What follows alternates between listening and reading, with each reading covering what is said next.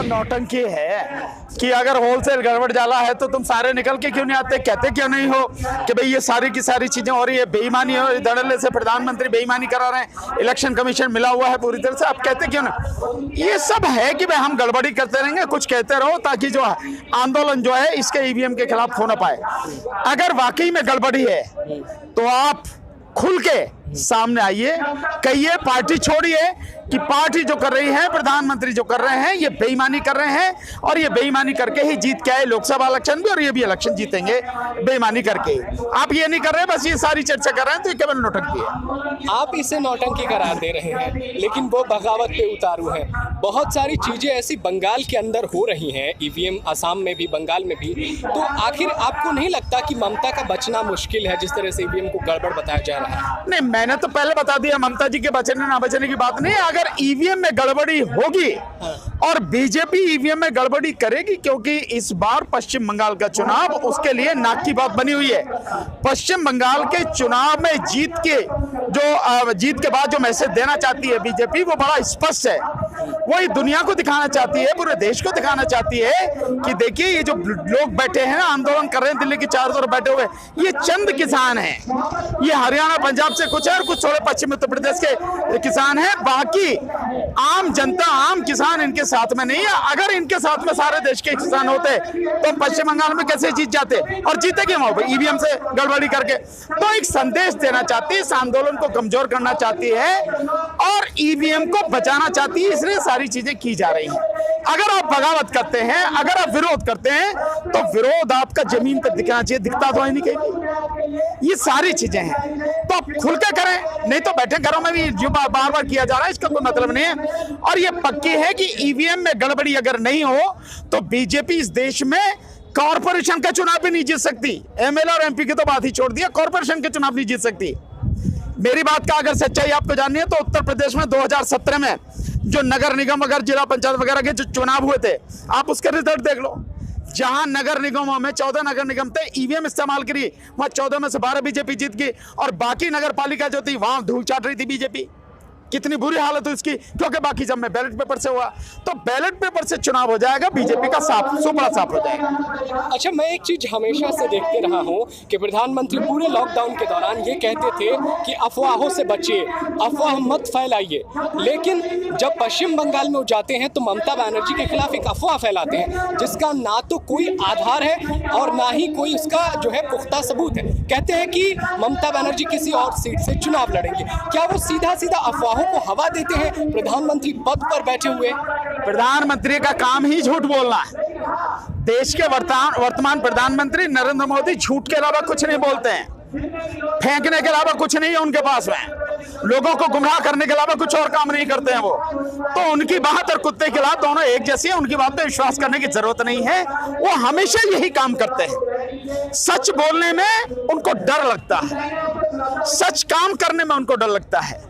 अगर वो सच बोलें, सच काम करें, सही काम करें, निश्चित रूप से दूध का दूध, पानी का पानी हो जाएगा। और मैं लिख के दे रहा हूं आपको, बीजेपी कहीं भी कॉर्पोरेशन के चुनाव नहीं जीत सकती। एमएलए एमपी तो बहुत दूर की बात है, अगर बैलेट पेपर से चुनाव हो जाए। और उन्हें प्रधानमंत्री पद की मर्यादा का कोई भी ख्याल नहीं है, उन्हें यह बिल्कुल भी ध्यान नहीं है कि वो क्या हैं। और उनके बोलने से न केवल देश पर बल्कि देश के बाहर विदेशों में भी भारत की छवि पर क्या असर पड़ता है, उन्हें जरा भी ये नहीं है। तो जो मन में आता है वो बोल देते हैं और झूठ के अलावा कभी वो बोलते नहीं। एक सवाल और अहम है आज जो घटना घटी उसको लेकर के है कि जब देश के अंदर जो है 22 से ज़्यादा जवान जो है शहीद हो गए, प्रधानमंत्री कहते थे कि पाकिस्तानियों को सबक सिखाएंगे, चीन को लाल आंख दिखाएंगे। तो क्या भारत जो है नक्सल से अंदरूनी तौर पर प्रभावित है? क्या नरेंद्र मोदी की सरकार इस पूरे मसले पर फेल होती जा रही है? मैं तो ये कहूंगा कि चीन के साथ में, पाकिस्तान के साथ में समझौता है इनका, अन्यथा नाम क्यों नहीं लेते? वो लाल आंखें कहाँ गई भाड़ में? कहां है वो लाल आंखें जो आप दिखाने की बात करते थे? जब यूपीए की सरकार थी, आप चीन को लाल आंखें दिखाने की बात करते थे, पाकिस्तान से एक की जगह 10 सिर लाने की बात करते थे। अभी तो आधा भी सिर ना आया इतने साल में, 7 साल में। और आंखें कहा कि आप चीन का नाम लेने तक से डरते हैं। तो मुझे ऐसा लगता है कि जिस तरह से प्रधानमंत्री पीएम केयर फंड में चाइना की कंपनियों से पैसा लिया गया है और जिस तरह से इनकी विवेकानंद फाउंडेशन वगैरह उसके लिए भी चाइना से डोनेशन लिया गया है, और जो यहाँ के विदेश मंत्री हैं उनका भी लड़का जो है चाइना वगैरह की कुछ कंपनी वगैरह उनमें डायरेक्टर वगैरह है, तो ये जो सारी चीजें हैं इनका अंदरूनी समझौता है, देश को मूर्ख बनाना है, देश की जनता से झूठ बोलना है, उसको गुमराह करना है और अंदर अंदर सारे काम करना है। अगर चाइना को आंख दिखाने वाली बात है तो इस समय जिस समय चाइना से इतना विरोध चल रहा है, चाइना के साथ में आपका व्यापार क्यों इतनी स्पीड से बढ़ता चला जा रहा है? क्या कारण है?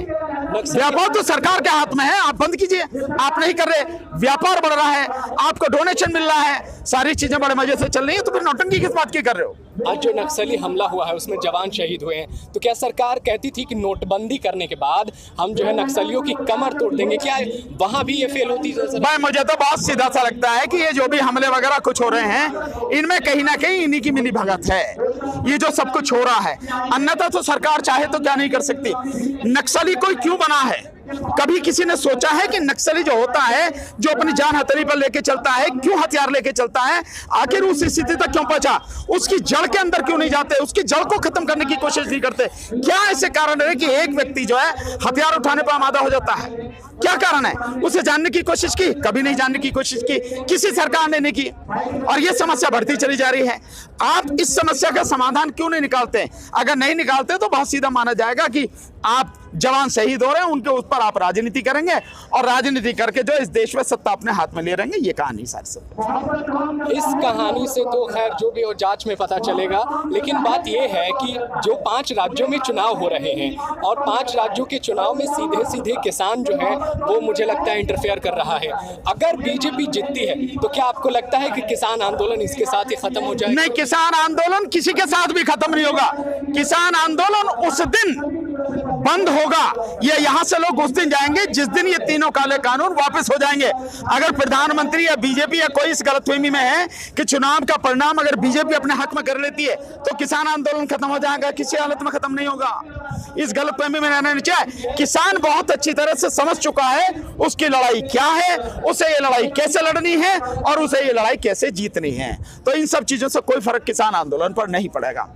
एक बात है, आज जो हरियाणा के मुख्यमंत्री मनोहर लाल खट्टर, उनका जो है आपने हेलीकॉप्टर किसानों ने उतरने नहीं दिया, एक दिन विधायक को पीटते हैं, तो किसान आंदोलन की जो राग आप अलापते हैं कि हम शांति से कर रहे हैं, शांति से आंदोलन हो रहा है, लेकिन जब ये हिंसा होती है तो कहाँ गांधी की नीतियाँ बच जाती है? वो तो खत्म हो जाती है ना। किसने हिंसा करी? एक किसान का नाम बताओ किसी ने हिंसा करी? आप है, आपके पास सबूत?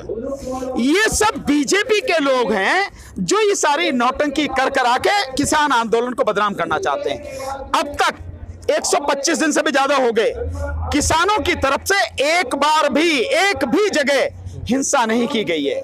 किसान आंदोलन पहले दिन से लेकर आज तक पूरी तरह से शांतिपूर्ण था, पूरी तरह से शांतिपूर्ण है और जब तक चलेगा शांतिपूर्ण रहेगा।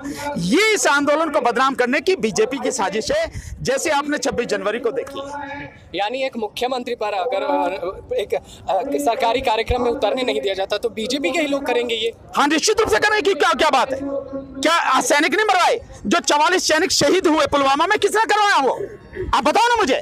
आज तक बीजेपी उसका बता सकी कि इन लोगों ने कराई है? क्यों नहीं बताती है बीजेपी? नहीं बताती ना। जो 20 सैनिक हमारे चाइना के उस पर ऑर्डर पर शहीद हुए हैं वहां पे लद्दाख में, क्या हुआ? मोदी जी कहते सबका बदला लिया जाएगा। कहां गई वो छाती तुम्हारी? 56 इंच की छाती कहां है? लिया गया बदला? ये सब सिर्फ नौटंकी है दिखाने के लिए, और बीजेपी क्या क्या कर सकती है इसका अंदाजा आपको नहीं है।